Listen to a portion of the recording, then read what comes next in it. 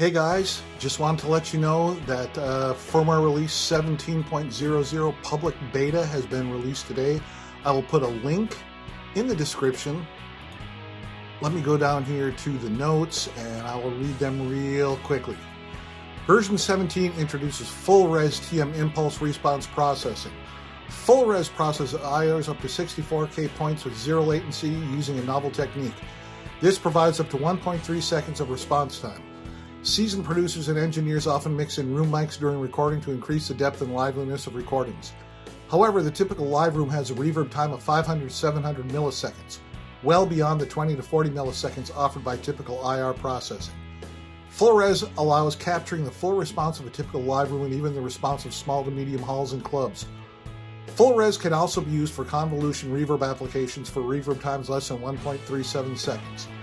Note: full-res processing is currently only supported on the AXE FX3 Mark II.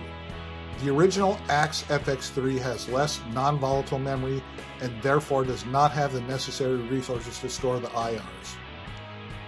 The IR player block and the cabinet block both support full-res IRs. The last two slots of the cabinet block support full-res.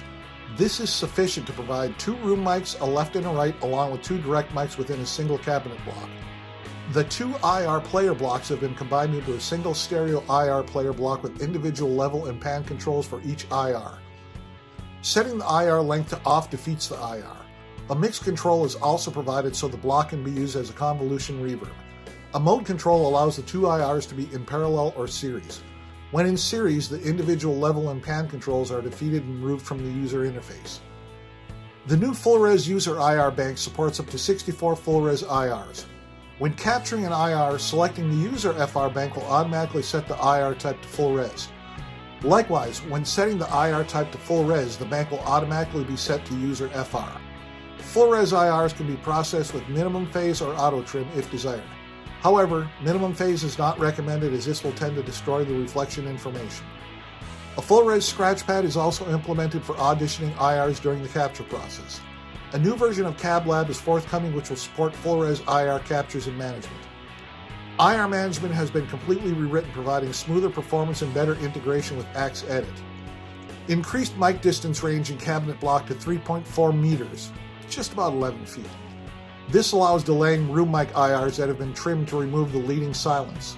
The alignment graph now features a zoom control that changes the abscissa between 3 milliseconds and 12 milliseconds. Improved pitch detection performance. The user interface has been improved to support double tap of certain keys as follows. Double tapping Edit edits the previous block. Double tapping Home enters the layout grid. Double tapping Store prompts immediately. When on the home page, double tapping the quick entry knobs does the following. A enters the Amp 1 menu. B enters the Drive 1 menu.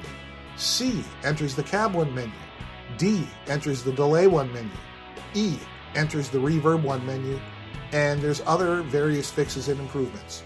So there we have it, guys. Right now, it's just for you guys with the Mark II, and I'm sure they will be updating it for the Mark I here soon.